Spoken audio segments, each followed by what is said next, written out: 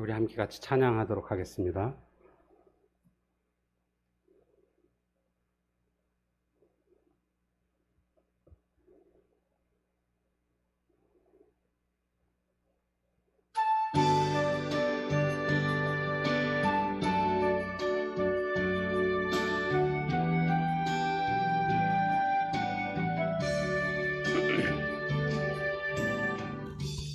주를 위한 이곳에 예배하는 자들 중에 그가 찾는 이 없어 주님께서 슬퍼하시네. 주님이 찾으시는 그 한 사람, 그 예배자, 내가 그 사람 되기 간절히 주께 예배하네. 주내로 이곳에 서 있네. 주 임재에 엎드려 절하네. 그 어느 것도 난 필요 없네. 주님만 경배해. 주내로 이곳에 서 있네. 주 임재에 엎드려 절하네. 그 어느 것도 난 필요 없네. 주님만 경배해.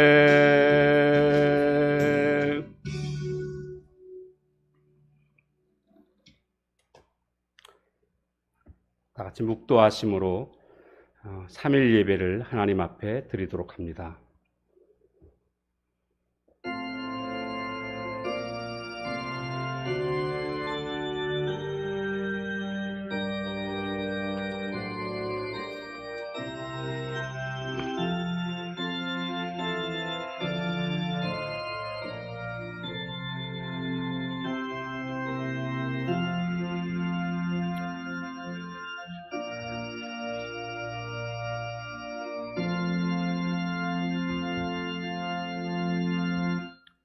너희가 내 안에 거하고 내 말이 너희 안에 거하면 무엇이든지 원하는 대로 구하라. 그리하면 이루리라.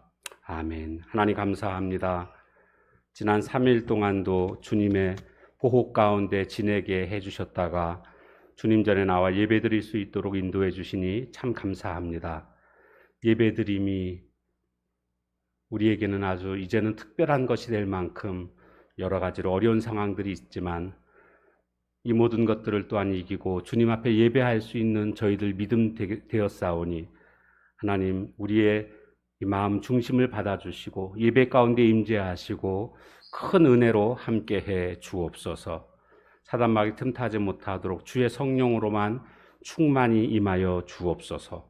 홀로 영광 받으실 것을 믿사옵고 예수님의 이름으로 기도합니다. 아멘. 찬송가 569장 찬양합니다.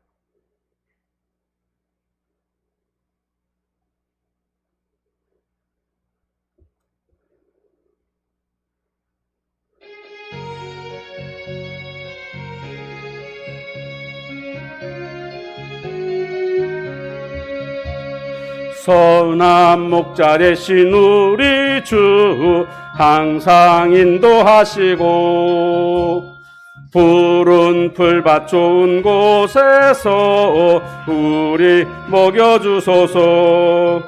선한 목자 구세주여 항상 인도하소서. 선한 목자 구세주여 항상 인도하소서. 양의 문이 되신 예수여 우리 영접하시고 길을 잃은 양의 무리를 항상 인도하소서. 선한 목자 구세주여 기도 들어주소서. 선한 목자 구세주여 기도 들어주소서. 흠이 많고 약한 우리를 용납하여 주시고 주의 넓고 크신 은혜로 자유 얻게 하셨네. 선한 목자 구세주여 항상 인도하소서. 선한 목자 구세주여 지금 나아갑니다. 일찍 주의 뜻을 따라서 살아가게 하시고 주의 크신 사랑 베푸사 따라가게 하소서. 선한 목자 구세주여 항상 인도하소서. 선한 목자 구세주여 항상 인도하소서.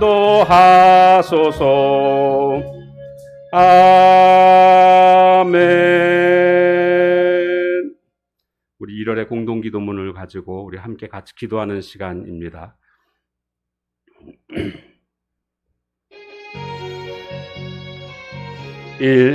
코로나로 고통과 두려움 속에 하루하루를 보내고 있는 백성들을 지켜주시고 나라 민족을 위해 온 교회가 하나 되어 기도하는 영적 용사들이 되게 하여 주옵소서. 아멘. 이 고통스러운 바벨론적 상황에서도 다니엘처럼 뜻을 정하여 한결같은 신앙의 품격을 지키게 하옵소서.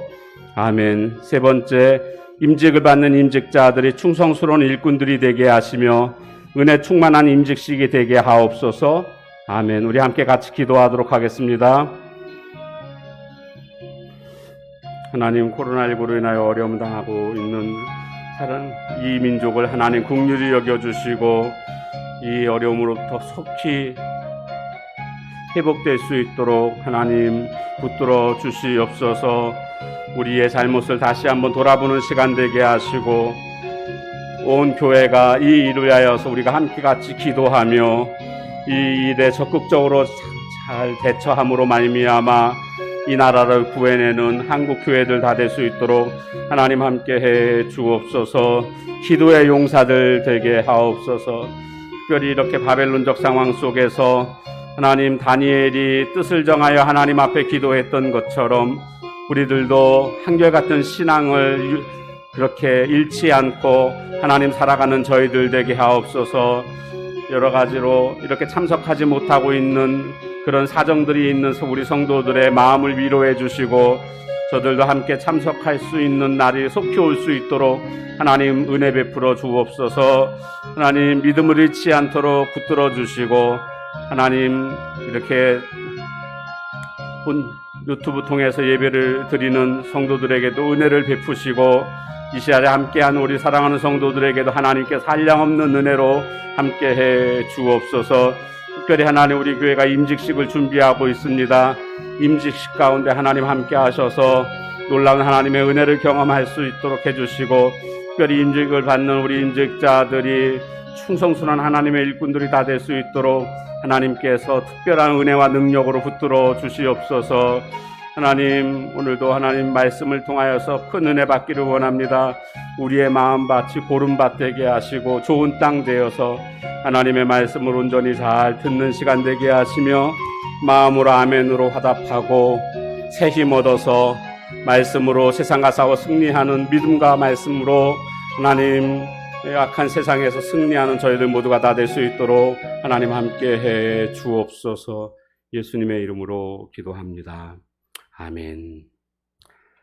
하나님 말씀 보겠습니다. 사무엘상 18장입니다.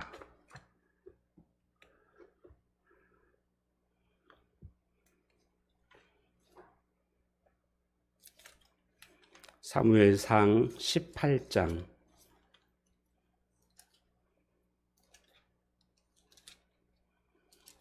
6절에서부터 16절까지입니다.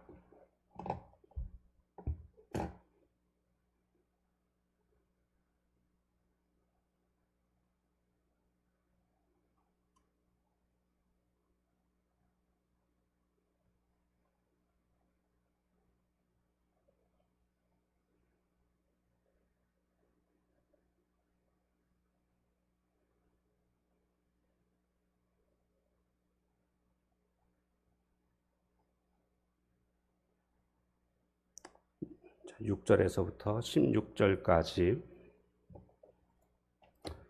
교독하겠습니다. 6절에서 16절까지.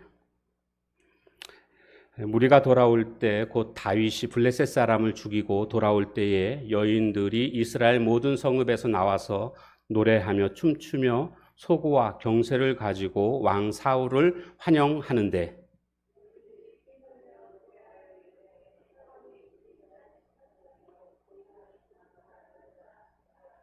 사울이 그 말에 불쾌하여 심히 노하여 이르되 다윗에게는 만만을 돌리고 내게는 천천만 돌리니 그가 더 얻을 것이 나라 말고 무엇이냐 하고 그 이튿날 하나님께서 부리시는 악령이 사울에게 힘있게 내림에 그가 집 안에서 정신없이 떠들어대므로 다윗이 평일과 같이 손으로 수금을 타는데 그때에 사울의 손에 창이 있는지라.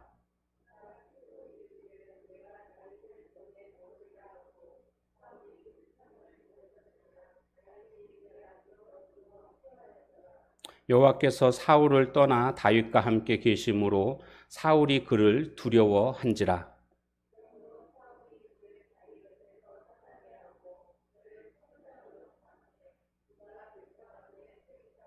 다윗이 그의 모든 일을 지혜롭게 행하니라.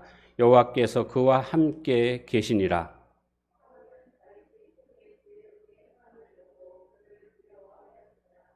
같이 읽겠습니다.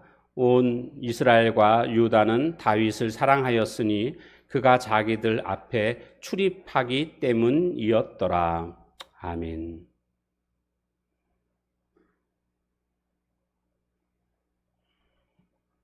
자, 오늘 말씀은 목적이 있는 삶이라는 제목으로 함께 같이 은혜를 나누도록 하겠습니다. 한 시골 청년이 도시에 가서 공부를 하다가 잠시 시간을 내서 고향으로 돌아오게 됩니다.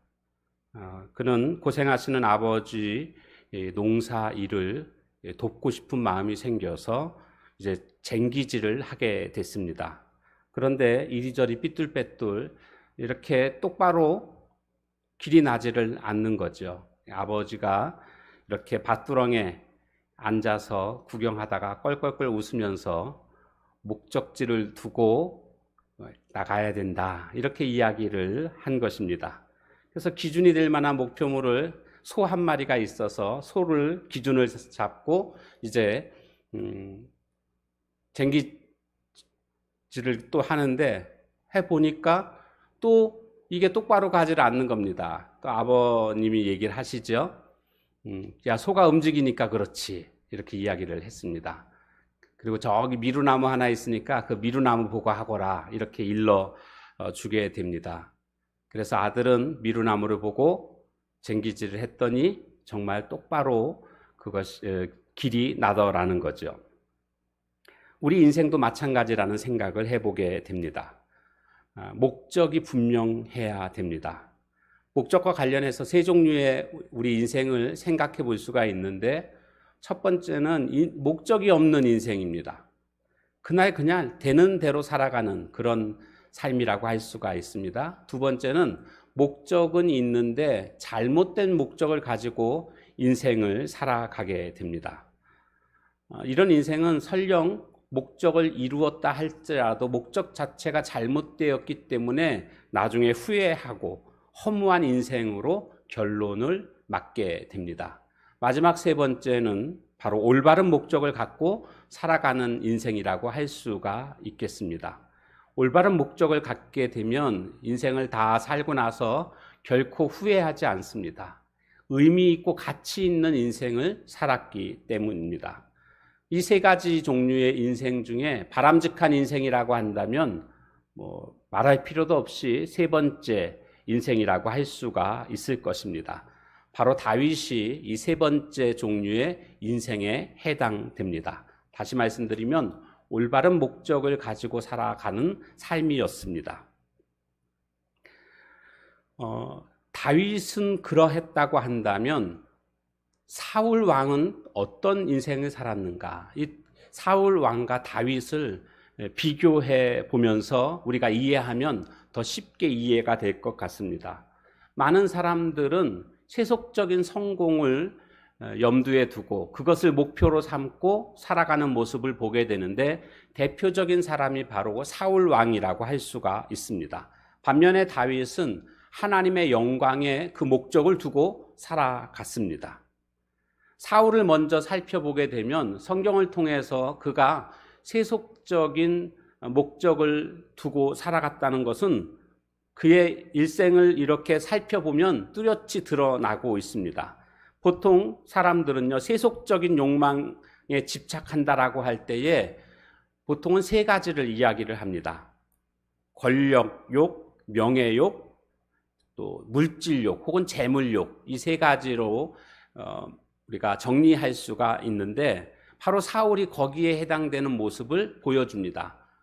먼저는 권력욕을 살펴보게 되면 그는 하나님의 명령에 불순종하게 되지 않습니까? 아말렉과의 전쟁에서 명령에 불순종했습니다. 그래서 하나님께서는 그를 버리시기로 작정을 하셨습니다. 그리고 이제 사무엘 선지자를 통해서 다윗을 기름 부음으로 말미암아 앞으로 될 왕을 준비시키는 내용을 보게 됩니다. 그리고 나서 그 다음에 어떤 일이 벌어졌는가 하면 블레셋과의 전쟁이 일어나게 되었고 전쟁터에 형들이 잘 있나 다윗이 형들의 안부를 알아보기 위해서 전쟁터에 가게 됩니다. 거기에서 골리앗을 만나게 되었고 이게 사무엘상 17장에 나오는 내용이죠. 지난 시간에 나왔던 내용이죠. 골리앗을 물리치는 내용이 나옵니다. 사울 왕은 이 전쟁에서 승리한 다윗에게 군대의 장으로 임명을 하게 됩니다. 근데 이제 그 다음에 문제가 생깁니다. 전쟁에서 승리하고 돌아오게 됩니다. 오늘 본문 6절에 무리가 돌아올 때 블레셋과 전쟁에서 승리하고 돌아오는데 여인들이 성읍에 나와서 노래하고 춤추게 되는데 그리고 환영을 하는데 이렇게 노래를 하는 겁니다. 사울이 죽인 자는 천천히요 다윗은 만만히로다. 그러니까 이 전쟁에서 승리케 한 사람은 다윗인데 이것을 다윗만 얘기하려니까 또 왕도 같이 있는데 그냥 왕은 그냥 옆에서 그냥 뭐 해주는 그냥 어떤 뭐라 그럴까요? 한 것도 없거든요. 사실 사울이 한 것도 없는데 그냥 그래도 왕이니까 전쟁을 이끌었던 왕이니까 다 그냥 사울에 대해서 천천히라고 그냥 이렇게 말해주고 실제로 말하고 싶었던 것은 노래했던 것은 뭡니까? 다윗이 이 전쟁에서 승리했다. 다윗은 만만이요. 이렇게 지금 노래를 하고 있는 것입니다. 이 노래를 듣자 어떤 반응을 사울이 보이는가 보니까 8절에 보니까 심히 불쾌했습니다. 그 말에 불쾌해서 심히 분노하고 있는 사울의 모습을 발견하게 됩니다. 그러면서 그가 이런 말을 합니다. 이제는 저 다윗이 얻을 것이 나라밖에는 뭐가 더 있겠느냐? 그러니까 자신의 자리를 저 다윗이 노릴 것이다. 이렇게 혼자 생각하고 있습니다. 다윗은 전혀 왕의 자리를 탐내는 모습을 보여주지 않습니다. 물론 이미 왕이 될 것을 기름 부음 받았지만 그렇다고 해서 자기가 나서서 그 자리를 갖겠다 이런 모습을 전혀 보여주지 않습니다.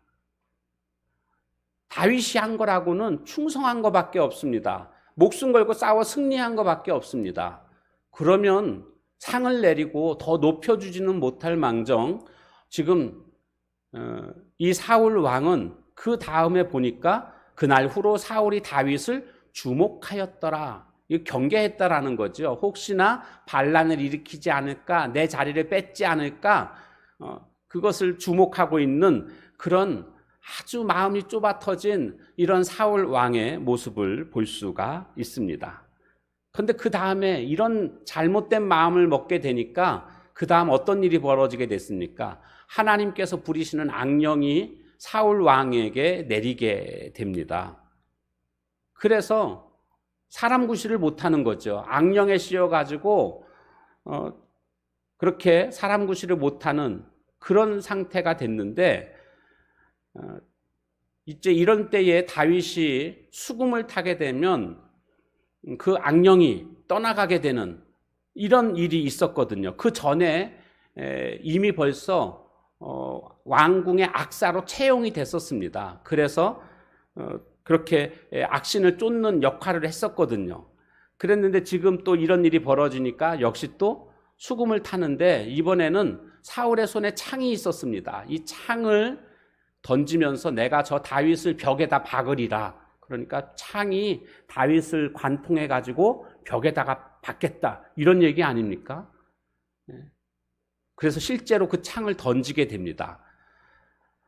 그런데 다윗이 피했죠. 2번이나 그렇게 피했습니다. 2번이나 던졌다는 것을 알 수가 있습니다. 이제 더 이상 내가 왕 앞에 있을 수는 없구나. 저 왕이 지금 악령이 걸려가지고 악령에 의해서 지금 나를 이렇게 죽이려고 하는구나. 더 이상 있을 수가 없는 그런 상황이라는 것을 깨닫게 됩니다. 그런데 사울이 다윗을 두려워합니다. 12절에 보니까 다윗이 사울을 두려워하는 게 아니라 사울이 두려워하는데 그 이유가 뭔가 보니까 여호와께서 다윗과 함께 계시기 때문에 오히려 사울이 다윗을 두려워하는 이런 일이 벌어지게 됩니다. 그래서 어떻게 같이 있다가는 내가 안 되겠다. 사울이 먼저 그런 생각을 하게 됩니다. 그래서 천부장으로 삼았다.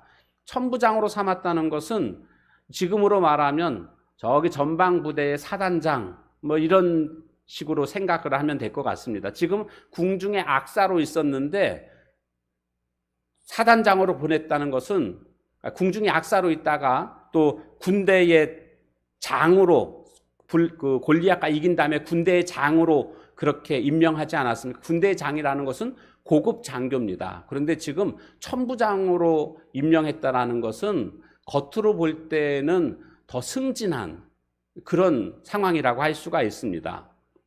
뭐 잘못한 게 없지요. 오히려 사람들이 볼 때 만약에 다윗을 강등시키게 되면 사람들의 민심이 떠나가게 되지 않겠습니까? 그렇기 때문에 겉으로 볼 때는 천부장으로 삼았다는 것은 승진을 했다고 할 수가 있지만 내막은 왜 천부장으로 삼았는가? 그것은요, 저 전쟁하다가 죽으라는 뜻이었습니다. 그러니까 다윗을 죽이려고 지금 이렇게 천부장으로 삼은 것이다 라는 것을 알 수가 있습니다.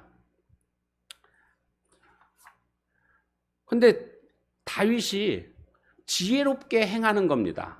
어디를 가나 무슨 일을 하든지 간에 천부장, 그 전에 군대의 장, 지혜롭게 행함으로 승승장구하는 이런 모습들을 봅니다. 그러니까 이거 안 되겠구나. 작전을 바꿉니다. 작전을 바꾸는 게 이제 17절부터 보게 되면 자신의 딸을 주겠다 이렇게 얘기를 합니다. 딸 맏딸이었죠. 메랍이라고 있었는데 메랍을 줄 테니까 맏딸 메랍을 내게 아내로 주리니 오직 너는 나를 위하여 용기를 내어 여호와의 싸움을 싸우라. 열심히 싸우라는 겁니다. 사이 삼고 싶어서 그랬을까요? 싸우다가 죽으라는 뜻입니다. 이는 그가 생각하기를 내 손을 그에게 대지 않고 블레셋 사람들의 손을 그에게 대게 하리라 함이라. 그러니까 다윗이 사이가 된다고 하면 좋아가지고 아마 이렇게 전쟁에 열심히 나가서 싸울 거라고 생각을 했던 거죠. 자신의 그런 뜻대로 됩니까? 그런데 이 다윗이 뭐라고 얘기를 합니까? 내가 누군데 나는 미천한 자입니다. 그런데 내가 어떻게 왕의 사이가 될 수 있겠습니까? 뭐 이렇게 또 거절을 합니다. 그러자 이 사울이 딸 진짜 준다니까 뭐 이렇게 진짜 줄 마음이 있었으면 그렇게 하면서 설득을 하고 딸을 주었을 것입니다. 그런데 그렇게 안 합니다. 메랍을 무올라 사람 아드리엘에게 아내로 주었다. 이렇게 그러니까 자기가 말한 것에 대한 진실성이 없는 겁니다. 아마 이때 다윗은 사울의 마음을 알았을 겁니다. 물론 그 전에도 알았겠지만 이 사람은 약속을 지키는 사람이 아니구나. 괜히 떠보는 거구나. 뭐 이런 식으로 아마 다윗은 생각을 했을 겁니다. 그리고 그 다음에 또 어떤 일이 벌어지는가 보면 그 다음 딸이었던 미갈이 다윗을 좋아하는 겁니다. 사랑하니까 이것을 그 아버지 사울이 알게 됐습니다. 이것을 알려줬거든요. 그러자 이 사울이 그래? 그러면 둘째 딸 미갈을 미끼로 쓰자. 참 아버지로서의 참 못된 아버지라는 것을 알 수가 있습니다. 자기의 뜻을 이루기 위해서 딸들을 이용하고 있는 그런 사울의 모습이라는 것을 알 수가 있습니다. 그래서 딸을 그에게 주어서 즉 다윗에게 주어서 올무가 되게 하겠다. 그리고 블레셋 사람들의 손으로 그를 치게 하리라. 역시 이 딸을 주면서 조건을 거는 거죠. 싸우라. 그래서 그러는 과정에서 내가 손대지 않고 다윗을 제거하리라. 이런 아주 악한 계획을 지금 사울은 세우고 있는 겁니다. 그래서 내가 오늘 다시 내 사이가 되리라. 뭐 다윗이 믿었겠습니까? 메랍도 준다고 해놓고 안 주고 딴 사람한테 시집 보내고 근데 또 둘째 딸 미갈을 주겠다. 뭐 이러는 겁니다. 그러면서 신하들한테 얘기를 합니다. 가서 얘기하라고. 다윗한테 얘기하라고. 내가 왕의 사이가 될 수 있다고. 그러면서 조건을 겁니다. 조건을 건데 그게 뭐냐 하면 다윗이 근데 또 이제 나는 가난하고 천한 사람이기 때문에 사이가 될 수가 없습니다. 이렇게 얘기를 하죠. 이게 왜 이런 얘기를 하냐면요. 이때 당시에 결혼 풍습이 있었습니다. 그것은 뭐냐 하면 패백인데 패백은 딸을 얻기 위해서 그 장인에게 돈을 주고 사는 겁니다. 그래서 장인이 원할 만큼 딸을 줄 만큼 많은 재물을 갖다 바치는 겁니다. 대신에 딸을 데려올 수 있는 겁니다. 그것이 아니면은 장인이 원하는 것을 행할 때에 딸을 주게끔 돼 있습니다. 이 두 가지가 그때 당시에 그런 결혼 풍습이었습니다. 그런데 보니까 다윗이 그러는 겁니다. 나는 가난하고 천해서 나는 지불할 능력이 없습니다. 그런 뜻이거든요. 그러자 이제 이 사울이 조건을 겁니다. 나는 원하는 게 없다. 대신에 블레셋 사람들의 포피 100개를 원한다. 블레셋 사람들의 포피를 원한다. 이건 죽여야만 얻을 수 있는 것 아닙니까? 왜 또 이렇게 말하고 있습니까? 싸우다가 다윗을 블레셋 사람들의 손에 죽게 하기 위해서 아주 이 사울이 메랍부터 시작해가지고 이 두 번째 딸 미갈까지 미끼로 쓰면서 어떻게 하든지 다윗을 죽이고자 했던 이런 악한 왕이라는 것을 알 수가 있습니다. 자, 그런데 어떻게 하게 됩니까? 기한 내에 이 블레셋 사람 100명을 죽이고 포피를 가져와야 된다라고 했는데 결혼할 날이 차기 전에 다윗이 블레셋 사람 200명을 죽이고 포피를 가져오게 됩니다. 그래서 왕의 사이가 되고자 하니 사울이 미갈을 다윗의 아내로 주게 되었다. 뭐 약속을 했으니까 어쩔 수 없이 이제는 그렇게 미갈을 주게 된 것을 볼 수가 있고 또 원래 미갈이 다윗을 사랑했기 때문에 그 혼사를 막을 수 없었던 것을 알 수가 있습니다. 여러 가지 방법으로 죽이려고 했지만 다윗을 사울은 죽일 수가 없었습니다. 나중에는 이제 공개적으로 이제 죽이려고 쫓아다니게 됐죠. 다윗은 도망을 칠 수밖에 없었고, 그래서 10여 년간 이제 아둘람 동굴 생활부터 시작해가지고 아주 고난의 시간을 보내는 것을 볼 수가 있습니다. 이 모든 것이 이유는 딱 하나였습니다. 권력욕 때문이었습니다. 자기의 자리를 지키고자 했던 그런 권력욕 때문에. 사실은 다윗은 그 자리를 탐낸 것도 아닌데 자신의 권력 때문에 이와 같이 못된 행동을 하고 있는 사울 왕의 모습을 보게 됩니다. 그런가 하면 그는 명예욕이 아주 또 강한 사람이었습니다. 다윗에게 환호하고 있는 것을 보고 시기하지 않았습니까? 이것이 바로 명예욕이라고 할 수가 있고, 또 사무엘상 15장을 보게 되면 아말렉과 싸워서 다 진멸하라고 했을 때 그 왕 아각을 죽이지 않는 모습을 보게 됩니다. 아니, 왜 아각을 죽이지 않습니까? 죽여야죠, 당연히. 왜 안 죽였는가? 아마도 아각 왕을 붙잡아 놓고 내가 이렇게 전쟁에서 승리했다, 아각 왕에게 모욕을 주면서 자신의 위대함을 과시하고자 했기 때문이라고 여겨집니다. 이것이 바로 명예욕에 사로잡혀 있는 사람이고, 또 그가 명예를 얼마나 중요시 여겼는가를 알 수 있는 부분이 사무엘상 15장 12절에 보니까 자신이 승리했다라는 기념비를 세우는 것을 볼 수가 있습니다. 하나님께 영광을 돌려도 지금 시원찮을 판 아닙니까? 자신이 한 게 뭐가 있습니까? 벌벌 떨고 있고, 자신은 제대로 한 것도 없고, 사실은 그 사무엘 선지자가 오기 전에 먼저 제사 드리는 망령된 행위를 했던 것, 이게 사울 왕의 모습이었거든요. 그런데 자신이 승리한 것처럼 기념비를 세우는 이런 죄를 저지른 것, 근데 다 이것은 결국 명예욕으로 말미암아 나타나고 있는 모습이라고 할 수가 있습니다. 그런가 하면 그에게는 또 물질욕도 있었습니다. 모든 물질을 다 진멸하고 태워버려라, 이것이 하나님의 명령이었음에도 불구하고 그는 좋은 양, 좋은 염소 등은 남겨두는 모습을 보게 됩니다. 이에 대해서 사무엘 선지자가 책망을 하자 뭐라고 얘기합니까?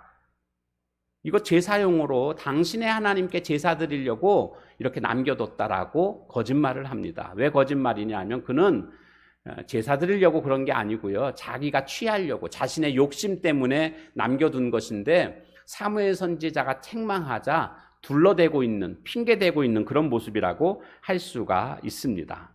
아마 그의 장녀였던 맏딸이었던 메랍도 다른 사람한테 시집 보냈는데 왜 그렇게 갑자기 다윗한테 준다고 했다가 다른 사람한테 보냈는가? 다윗이 나는 천한 집안이고 아무것도 없다라고 하니까 아마 더 많은 패백을 받고자 다른 사람에게 보내지 않았는가, 이렇게도 짐작해 봅니다.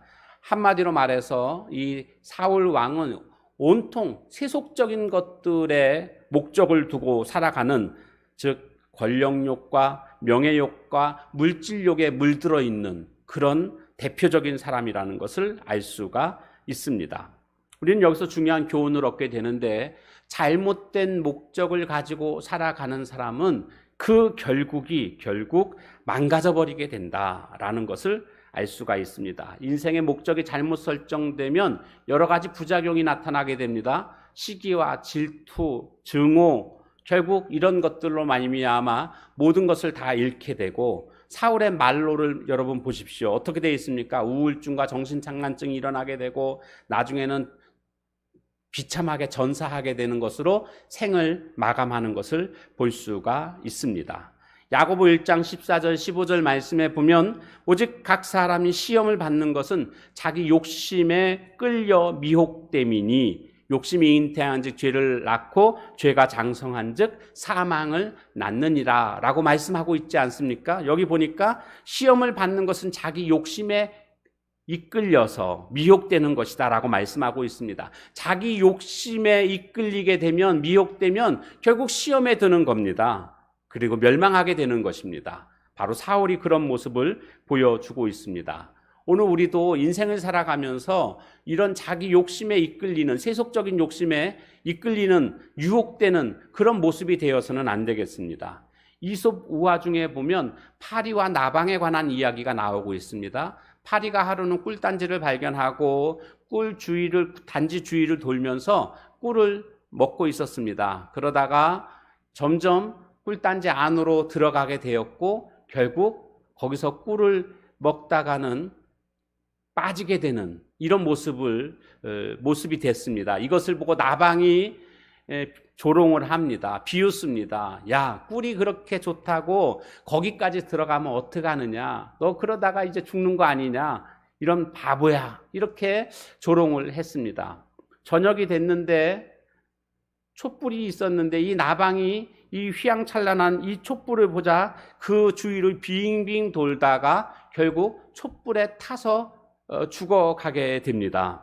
그 모습을 지켜보고 있던 파리가 또 조롱을 합니다. 야 이놈아, 내가 바보라면 너는 바보이고 멍청이다. 이렇게 조롱을 하게 됩니다. 둘 다 미련한 거죠. 그런데 오늘 우리 인생도 마찬가지라는 생각이 들지 않습니까? 멸망할 것을 뻔히 알면서도 멸망을 향하여서 계속 나아가고 있는 이런 모습들, 바로 이것이 사울의 모습이요, 목표를 잘못 정하고 살아가고 있는 우리 인생의 결국이다라는 것을 우리는 볼 수가 있습니다. 반면에 이제는 다윗의 인생 목적을 우리가 한번 살펴보게 되면 그는 하나님의 영광을 위해서 살아갔던 모습을 보게 됩니다. 이사야 43장 7절에 보면 내 이름으로 불려지는 모든 자 곧 내가 내 영광을 위하여 창조한 자를 오게 하라. 그를 내가 지었고 그를 내가 만들었느니라. 내 영광을 위하여 창조한 자를 오게 하라. 즉 하나님이 우리를 창조하신 목적이 뭡니까? 하나님의 영광을 위해서라고 성경은 말씀하고 있습니다. 고린도전서 16장 19절에서 20절까지도 보면 너희 몸은 너희가 하나님께로부터 받은 바 너희 가운데 계신 성령의 전인 줄을 알지 못하느냐? 너희는 너희 자신의 것이 아니라 값으로 산 것이 되었으니 그런즉 너희 몸으로 하나님께 영광을 돌리라. 오늘 우리는 하나님께 영광을 돌려야 되는 존재라는 것을 알 수가 있습니다. 바울은 로마서 14장 8절에서 이렇게 말씀하고 있습니다. 우리가 살아도 주를 위하여 살고 죽어도 주를 위하여 죽나니 그러므로 사나 죽으나 우리가 주의 것이로다. 사나 죽으나 우린 주의 것이로다. 오직 주님의 영광을 위해서. 고린도전서 10장 31절에 보니까 그런즉 너희가 먹든지 마시든지 무엇을 하든지 다 하나님의 영광을 위하여 하라고 말씀하고 있습니다. 성경은 계속해서 우리는 하나님의 영광을 위한 존재라는 것을 알려주고 있습니다. 다윗이 바로 그런 인생을 살았습니다. 골리앗과 싸울 때 다른 목적이 있었던 것이 아닙니다. 인기를 끌려고 했던 것도 아니고요. 어떤 관직을 얻으려고 싸운 것도 아닙니다.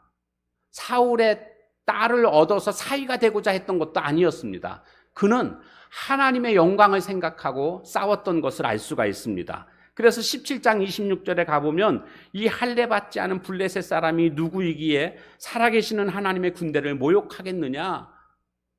하나님의 군대가 모욕당하는, 하나님의 영광이 지금 가려지는 이 상황을 참을 수가 없어서 골리앗 앞에 나아갔던 것 아닙니까? 사무엘상 17장 46절에도 보니까 오늘 너희의 시체를 공중의 새와 땅의 들짐승으로 주어 온 땅으로 이스라엘의 하나님이 계신 줄 알게 하겠고, 지금 하나님의 이름을 욕되게 하고 있는 그 골리앗을 향하여서 하나님의 살아계심을 나타내겠다라고.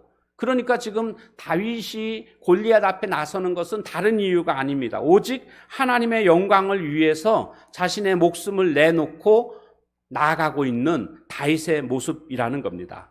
나중에 사울의 시기로 말미암아 망명 생활을 하게 되지 않습니까? 그때 우리가 성경을 통해서 알 수 있는 것처럼 사울을 죽일 수 있는 그런 기회가 여러 차례 있었지만 사울을 죽이지 않습니다. 사울만 죽이면 자신이 왕이 될 것은 거의 확정적인 상황임에도 불구하고 그는 죽이지 않습니다. 번번이 살려줍니다. 그럼 무슨 뜻입니까? 왕의 자리에 욕심을 부리지 않았다는 것을 알 수가 있습니다. 그는 오직 하나님의 영광만을 생각했고, 내가 지금 내가 사울 왕을 죽인다면 이것은 하나님의 영광을 나타내는 것이 아니라고 판단을 했던 겁니다.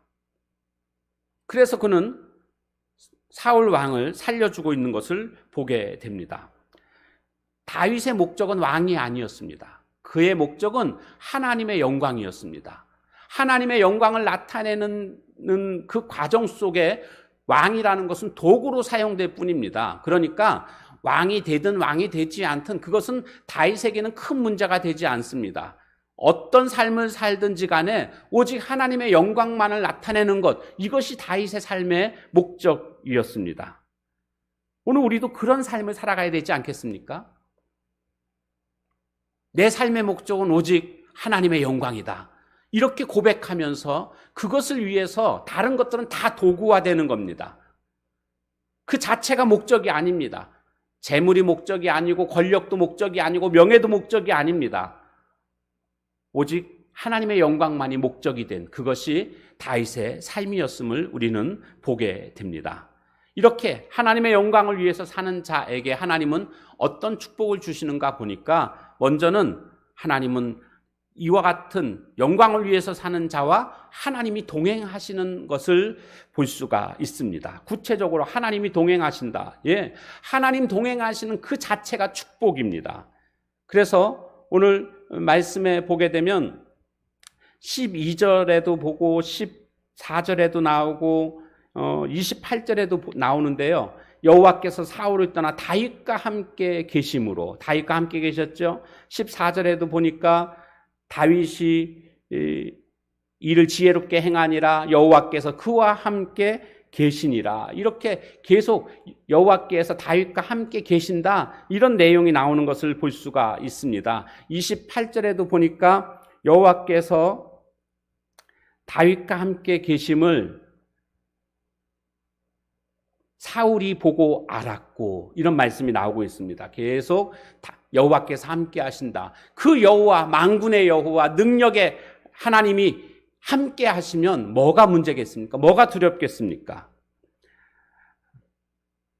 그 여호와께서 함께 하시면 모든 것이 함께 하고 있는 줄로 믿습니다. 그런가 하면 또 어떤 축복이, 두 번째로 어떤 축복이 하나님의 영광을 위하여 사는 자에게 주어지는가 보니까 승리의 삶이다. 승리의 삶. 이 30절에도 보면, 그래서 다윗이 블레셋 사람들의 방백들이 싸우러 나오면 그들이 나올 때마다 다윗이 사울의 모든 신하보다 더 지혜롭게 행하매, 여기 지혜롭게 행한다라는 말씀이 여기저기서 계속 반복되고 있는 것을 보게 됩니다. 그래서 14절에도 보면 지혜롭게 행하니라, 이런 말씀이 나오죠. 15절에도 보면 다윗이 크게 지혜롭게 행함을 보고, 여기 지혜롭게라는 것은 히브리 원어가 샤칼인데, 지혜롭게 한다, 이것은요 그 뜻을 이룬다, 성공한다, 그런 의미를 가지고 있습니다. 그러니까 지혜롭게 행함으로 말미암아 성공을 이루게 된다, 승리하게 된다라는 것을 말해주고 있는 것입니다. 하나님의 영광을 위해서 사는 자에게 하나님께서는 승리를 안겨주실 줄로 믿습니다. 물론 때로는 고난을 겪기도 합니다. 그러나 결국에는 승리하게 된다라는 것입니다. 다윗도 온갖 고난의 시간들을 겪었지만 결국에는 하나님은 보호해 주시고 지켜주셨고 승리케 해주신 것을 우리는 보게 됩니다. 마지막 세 번째로는요, 하나님의 영광을 위하여 사는 자에게는 기쁨이 넘치게 됩니다. 여러분, 기쁘다는 것은 뭡니까? 어떤 일을 이루었을 때 보람을 느낄 때에 기쁨을 느끼게 되는 것 아닙니까? 세상의 것들은요, 잠깐입니다. 영원하지 않습니다. 그러나 하나님 영광을 위해서 살아가는 자들은 영원한 기쁨을 누리게 됩니다. 세상의 것들은요, 조건이 충족되어야만 기쁨을 누리게 되고, 조건이 사라지게 되면 그 기쁨도 함께 사라지게 됩니다. 그러나 하나님이 주시는 그 기쁨은요, 그런 조건과 상관없습니다. 그 증거가 뭐냐 하면 다윗이 왕이었을 때도 기뻐했겠지만 그는 쫓겨다니는 그 상황 속에서도 기뻐하는 모습을 보게 됩니다. 그가 그 쫓겨다니는 상황 속에서 시편을 많이 기록했는데, 그래서 시편의 대부분이 다윗이 쫓겨다닐 때 지은 시인데, 그 시에 보면 여호와여 내가 힘들고 어렵습니다 이런 고백들이 나오지만 마지막에 보십시오. 그냥 그렇게 끝나지 않습니다. 그러나 이 상황 속에서 내가 기뻐합니다, 하나님 찬송합니다, 이렇게 마무리 짓고 있는 것들을 보게 됩니다. 그러니까 그런 조건이 채워지지 않는 열악한 상황 속에서도 그는 기뻐하는 삶을 살았습니다. 왜요? 하나님의 영광에 초점을 맞추게 되면 그 인생은 가치 있는 인생이고 의미 있는 인생이 됩니다. 그러면 기쁜 인생이 되는 것 아니겠습니까? 오늘 우리 인생도 그렇게 하나님께 영광을 두고 살아가야 됩니다. 우리 인생은 짧습니다. 정말 짧습니다. 우물쭈물하다가는 다 지나가 버리게 됩니다.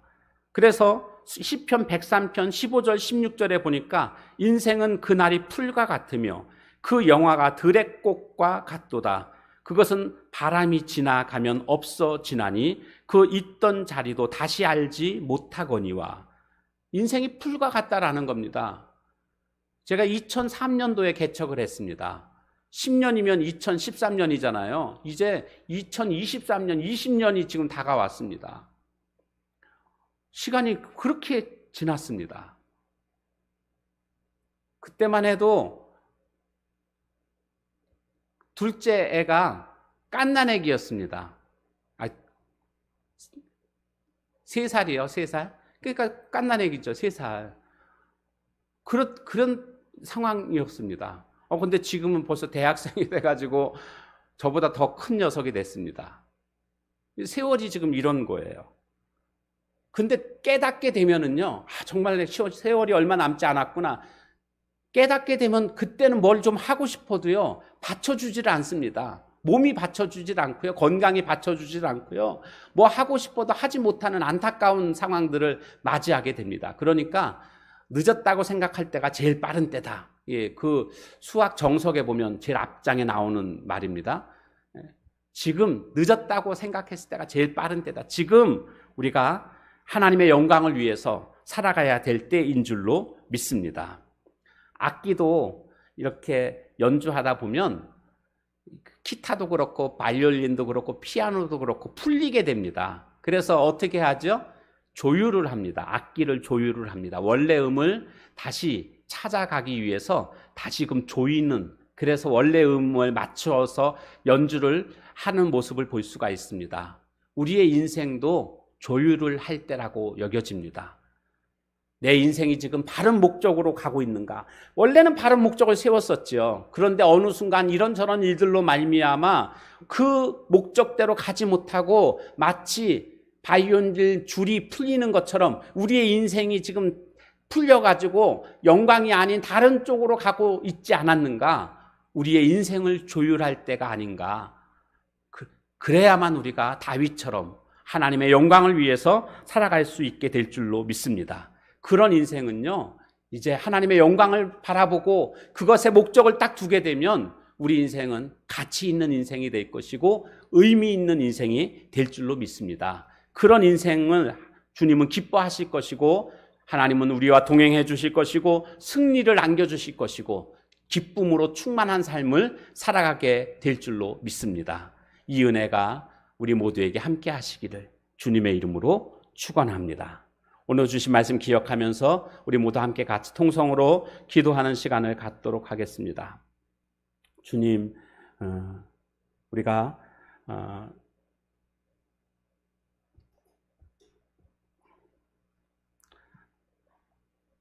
인생을 세상적인 욕심 가운데 살아가는 그런 모습이 아니라 정말 주님이 우리에게 말씀하신 것처럼 하나님의 영광을 위해서 살아갈 수 있는 오늘 나의 삶이 되게 해달라고 주신 말씀 기억하면서 우리 이 시간 함께 같이 기도하는 시간을 갖도록 하겠습니다. 우리 다 같이 주여 3번 같이 부르짖고 함께 같이 기도합니다.